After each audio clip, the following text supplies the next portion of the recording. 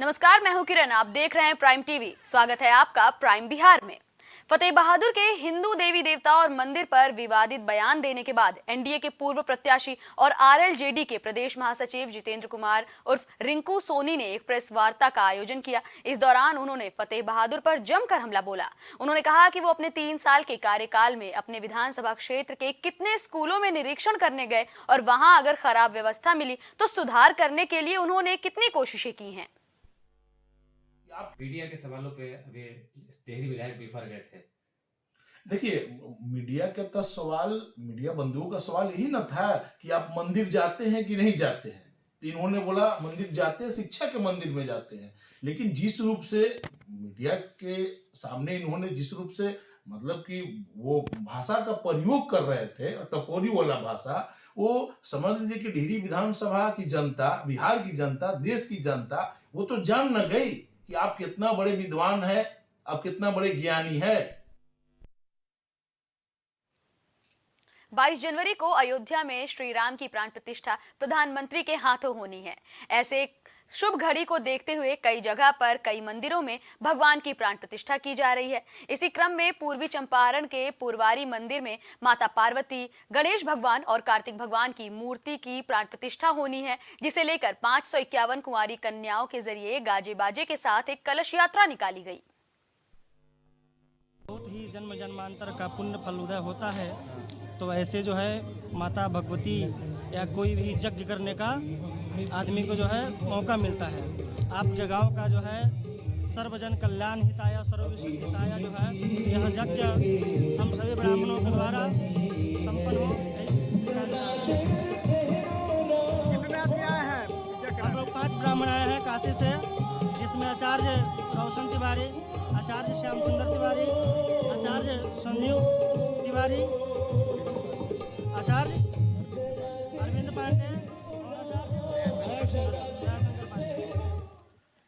रोहतास में बाबा भीमराव अंबेडकर और बाबा रविदास की मूर्ति को तोड़ने का मामला सामने आया है। बताया जा रहा है कि आक्रोशित लोगों ने सासाराम चौसा पथ को घंटों तक जाम कर दिया और सूचना पर सासाराम अनुमंडल पदाधिकारी आशुतोष रंजन और अनुमंडल पुलिस पदाधिकारी दिलीप कुमार ने आक्रोशित लोगों को समझा बुझाकर सड़क से हटाया। वहीं सासाराम अनुमंडल पुलिस पदाधिकारी दिलीप कुमार ने कहा कि हर हाल में दोषी को पहचान कर जल्द से जल्द मामले पर कार्रवाई की जाएगी। ये सर्वधर्म और समभाव की हम लोग बात करते हैं, लेकिन आप समझिए कि बाबा साहब जो इस देश के संविधान के निर्माता हैं, उनके साथ जो इस तरह के घिनौना जो ये कुकर्म किया गया है, उनकी प्रतिमा को तोड़ा गया है, तो आप समझ सकते हैं कि बाबा साहब से जलने वाले कितने लोग हैं। तो बाबा साहब ने जो संविधान बनाया, वो संविधान जो है सभी धर्मों को जो है, सभी आस्था को जो है अपना अपना जो है प्रचार प्रसार करने का अधिकार देता है। लेकिन बाबा साहब के अपमान जो है भीम आर्मी रोहतास बर्दाश्त नहीं करेगी। यहाँ पर आए हुए हैं एसडीपीओ साहब, एसडीएम साहब, सबसे हम लोग मांग किए हैं कि तत्काल इसमें जो भी शामिल जो है असामाजिक तत्व हैं, जो शरारती तत्व हैं, उन पर चिन्हित कार्रवाई होना चाहिए। आपको कैसे पता चला कि कब टूटा हुआ है? हम लोगों ने भोर में आए, हमारे गांव के लोग काम करने वाले हैं, भूसी में काम करते हैं, उन लोगों को पता चला तो रविदास जी की मूर्ति हम लोग देखे। उसके बाद हम लोगों ने सोचा कि चलो बाबा साहब को भी मूर्ति को देखते हैं। उसके बाद यहाँ आए तो हम लोग को पता चला कि यहाँ का भी मूर्ति बाबा साहब का टूटा हुआ है।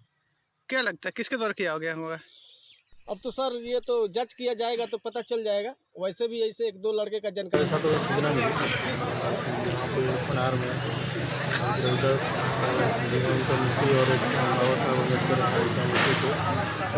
गया है।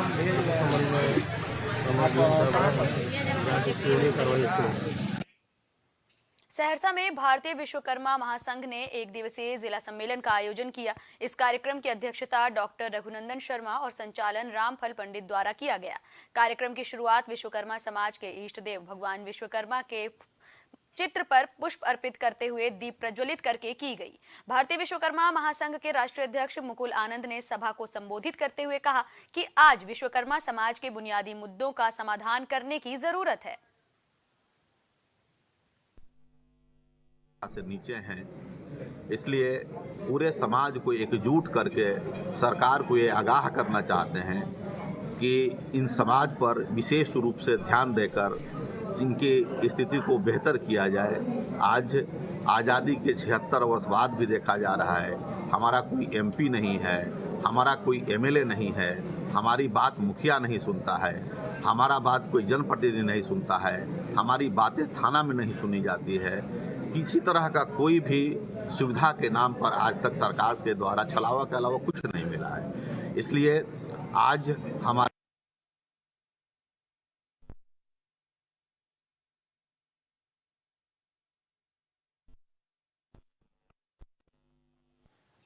रुकते एक छोटे से ब्रेक के लिए, आप बने रहिए प्राइम टीवी के साथ।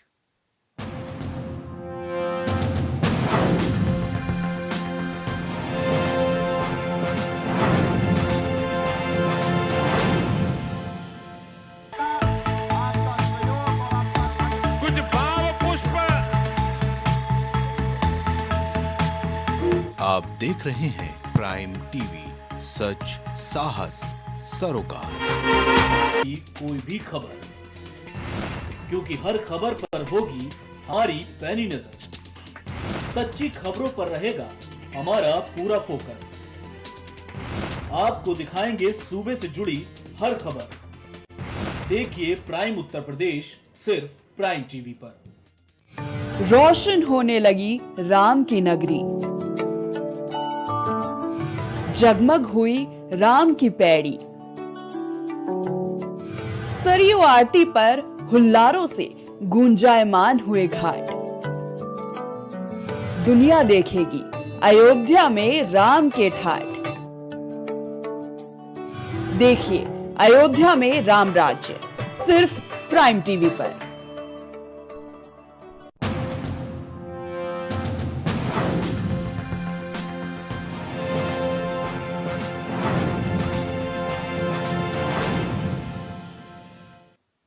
ब्रेक के बाद एक बार फिर से स्वागत है आपका बिहार से जुड़ी बड़ी खबरों में। सहरसा के कृषि कार्यालय परिसर में प्रमंडलीय स्तरीय उद्यान प्रदर्शनी सह प्रतियोगिता का आयोजन किया गया। प्रदर्शनी का उद्घाटन प्रमंडलीय आयुक्त मनोज कुमार ने किया। कृषि परिसर में प्रमंडल स्तरीय प्रदर्शनी में तीनों जिलों सहरसा, मधेपुरा और सुपौल से कुल 700 कृषकों ने तरह तरह के कुल 12 वर्ग में 50 तरह के प्रदर्शन को प्रदर्शित किया। कृषकों के प्रदर्शन का मूल्यांकन मंडन भारती कृषि महाविद्यालय एवं कृषि विज्ञान केंद्र अगवानपुर के कुल 5 वैज्ञानिकों की टीम ने किया। मूल्यांकन के बाद कुल 35 कृषकों को प्रथम पुरस्कार, 30 कृषकों को द्वितीय और 25 कृषकों को तृतीय पुरस्कार से नवाजा गया। मेले का मुख्य उद्देश्य है जो प्रमंडल अंतर्गत 3 जिले हैं और विभाग के जो विभिन्न निदेशालय हैं उनके द्वारा जो कार्य किया जा रहा है उसको यहाँ प्रदर्शित किया गया है। मुख्यतः जो हमारे किसान हैं, सरकार का उद्देश्य है कि उनकी आय दुगनी होनी चाहिए और कृषि में लागत कम होनी चाहिए। तो ज़िले में जो विभिन्न कार्य अच्छे हो रहे हैं उसकी प्रदर्शनी लगाई गई है और किसान लोग आकर के यहाँ उन प्रदर्शनी को देखेंगे और जो अच्छे कार्य किए जा रहे हैं उसके बारे में जानकारी प्राप्त करेंगे ताकि वो भी अपने खेतों में और अपनी एक्टिविटीज़ में इनको अपना सके और अपनी आय को दुगनी कर सके।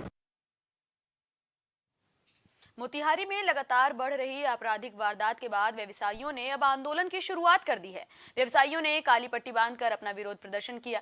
दरअसल पिछले दिनों शहर में लगातार 3 अपराध दर्ज किए गए, जिसमें करीब 2 करोड़ के आभूषणों की चोरी और एक फाइनेंस कंपनी में अपराधियों ने लूट की वारदात को अंजाम दिया।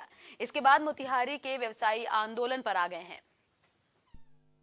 हम लोग मोतिहारी के सभी व्यवसायी जो है काला पट्टी बांधकर आज जिला प्रशासन जो पुलिस प्रशासन है एक तरह से निष्क्रिय है, उसके कारण हम लोग विरोध जता रहे हैं और ये विरोध चरणबद्ध चलेगा। चूँकि शहर और जिला में 4-5 जगह स्वर्णकारों को निशाना बनाकर भयंकर चोरी की वारदात हुई है और 5 दिन बीत गया, जिला प्रशासन अभी तक किसी तरह का कोई सुराग नहीं मालूम की है।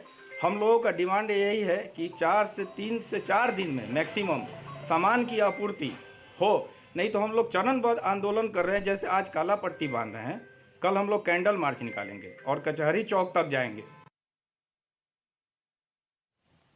नालंदा में पिछले 1 हफ्ते से बढ़ी हुई ठंडी ने लोगों के जनजीवन को अस्त व्यस्त कर दिया है। आलम यह है कि सुबह से लेकर शाम तक पूरा इलाका घने कोहरे की चादर में लिपटा रहता है। लोग इस कदर ठंडी से परेशान हैं कि लगातार ठंड से बचने के लिए अलाव का सहारा ले रहे हैं। शहरी क्षेत्रों में भी नगर निगम ने कहीं पर भी अलाव और कंबल का वितरण नहीं किया, लेकिन ग्रामीण क्षेत्रों में मजदूर तबके के लोग भगवान भरोसे ही जी रहे हैं। कड़ाके की ठंड को देखते हुए फिलहाल नालंदा जिले में नर्सरी से लेकर 8वीं तक के स्कूल बंद हैं। हैं। वहीं मौसम विभाग ने 17 और 18 जनवरी को बिहार के कई जिलों में बारिश के आसार भी जताए हैं, जिसका असर नालंदा जिले में देखने को मिल रहा है। यहाँ सुबह सुबह हल्की फुल्की बूंदाबांदी भी हुई, जिसमें ठंड और ज्यादा बढ़ गई है। मौसम विभाग ने 18 जनवरी तक यहाँ कोल्ड डे के लिए लोगों से सावधान रहने का सुझाव दिया है।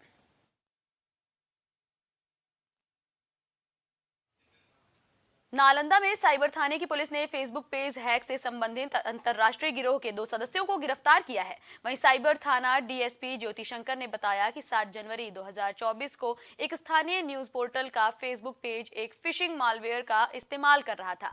कांड की जांच में पता चला कि ये पेज पाकिस्तान के हैकर्स ने अंजाम दिया है। बताया जा रहा है कि इंडिया का डाटा पाकिस्तान को लिंक के जरिए भेजा जा रहा था। कांड संख्या 324 दर्ज किया गया और कांड का अनुसंधान प्रारंभ किया।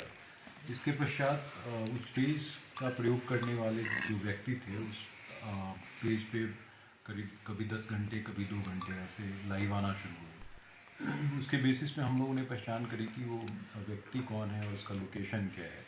उसकी फ़ोटोग्राफ मिल गई थी। तत्पश्चात हमने राजस्थान पुलिस को उनकी फ़ोटोग्राफ और उसकी लोकेशन लेकर के उनसे सहायता के लिए अनुरोध किया।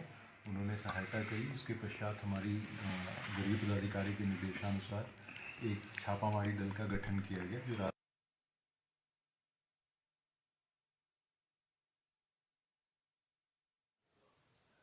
रोहतास में मौजूद एक पुल में दरार आने की वजह से भारी वाहनों की आवाजाही पर रोक लगा दी गई थी। अनुमंडल अधिकारी के आदेश के मुताबिक ये रोक अभी तक जारी है, जिसे लेकर आज लोगों ने जमकर प्रदर्शन किया और दोबारा पुल को चालू करने की मांग करते हुए जमकर नारेबाजी भी की। लोगों का कहना है कि कम से कम छोटे वाहनों और पैदल आने जाने के लिए तो ये रास्ता खोल दिया जाए। हम लोगों की मांग यही है कि जिस पुल को बार बार चालू किया जा रहा है और टूट जा रहा है, इसमें आम जनता सबसे ज्यादा परेशान हो चुकी है और ये सरकार के घोटाला की वजह से ये आपका ये सिस्टम हो रहा है। इसमें हम लोग का विनती है सरकार से, अनुरोध है कि इस पुल को छोटे गाड़ियों के लिए चालू किया जाए, क्योंकि आम जनता नहीं परेशान हो। हम बड़ा गाड़ियों की डिमांड नहीं कर रहे हैं, लेकिन छोटा गाड़ियों को एकदम प्राथमिकता दी जाए कि छोटा गाड़ियों के लोगों को परेशान नहीं हो। इसके वजह से आपको समझ लीजिए कि चोरी चाई बढ़ गई है। कितने दिनों से ये पुल बंद है? ये पुल करीब साल भर से बंद है और साल भर से हम लोग परेशानी को झेल रहे हैं। बाढ़ में मौजूद पंडारक थाना क्षेत्र के पूरन बीघा गांव में एक युवक पर पड़ोसी को खाने में जहर मिलाकर हत्या करने का आरोप लगा है। जानकारी के मुताबिक युवक अपने पड़ोसी के घर पर सोने गया था और सुबह वह बेहोशी की हालत में पाया गया, जिसकी सूचना पड़ोसियों ने उसके माता पिता को दी। परिवार ने इलाज के लिए उसे अस्पताल पहुंचाया, जहां चिकित्सकों ने युवक को मृत घोषित कर दिया। परिवार का आरोप है कि पड़ोसी ने ही किसी विवाद में प्रेम कुमार नाम के शख्स को खाने में मिलाकर जहर दिया, जिससे उसकी हत्या हुई है। फिलहाल पुलिस मामले की जांच कर रही है। आज पंडारक थाना के पूरन बिहार गाँव में एक प्रेम कुमार नाम के लड़का का रात्रि में संध्याती में मौत हो गई। उसके बाद पुलिस जाँच में गई। मामला ये प्रकाश में है कि वही बगल के अपने पड़ोसी के घर में रात में खाना खा के बाद सोया हुआ था। सुबह में वो अचेत अवस्था में पाया गया। उसकी सूचना पड़ोसी आके इसके माता पिता को दी है। उसके बाद उसको इलाज के लिए बाढ़ लाया गया, जहाँ पे डॉक्टर उसको मृत घोषित कर दिए। मृतक के परिजन का कहना है कि पड़ोसी के घर में ही था, वहीं पर उसको खाने में जहर देकर उसको किसी विवाद को मार दिया गया है। इसमें शव को अपने कब्जे में लेकर पोस्टमार्टम कराया जा रहा है। पोस्टमार्टम में प्राप्त होने के बाद ही इसमें मौत का कारण क्लियर हो पाएगा। आगे कार्रवाई की जा रही है। क्या नाम हुआ? प्रेम कुमार नाम है लड़के। आपका क्या नाम हुआ? प्रवीण कुमार सिंह, थानाध्यक्ष पंडारक।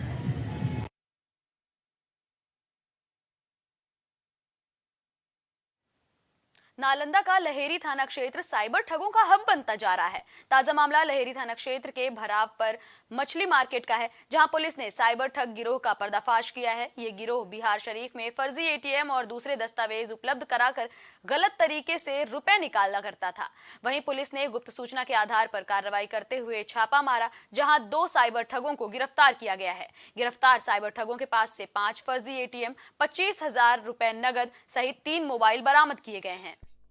किया और छापामारी करके 2 साइबर ठगों को गिरफ्तार किया गया है, जिनके पास से 5 एटीएम और 3 पासबुक, 1 फर्जी सिम, 3 मोबाइल सेट और 25,300 रुपया बरामद किया गया है। ये जो दोनों गिरफ्तार व्यक्ति हैं, ये जो साइबर अपराधी, ये बाहर के रहने वाले हैं ये फर्जी एटीएम और जो भी दस्तावेज हैं वह यहाँ लोकल लोगों को और भी जगह उपलब्ध कराते होंगे और उनके थ्रू कैश पैसा एटीएम से निकलवा कर पुनः ले लेते हैं। इसलिए ये बड़ा गिरोह है जिस पर हम लोग काम कर रहे हैं। फिलहाल प्राइम बिहार में इतना ही। देश दुनिया से जुड़ी तमाम खबरों के लिए बने रहिए प्राइम टीवी के साथ।